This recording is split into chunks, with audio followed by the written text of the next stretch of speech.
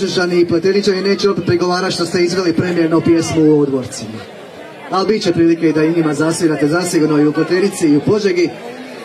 A sada ćemo ponovo čuti i to u zabavnom ritmu žensku pjevačku skupinu Sokolice iz Sibinja. Iz njihovog širokog repertoara još će nam otpjevati dvije pjesme i to Žuta ruža i Ima jedan zgodan mali uz gitarsku pratnju Zorana Tomca, legendarnog Zokija. Pozdravimo još jednom Sibinjske Sokolice.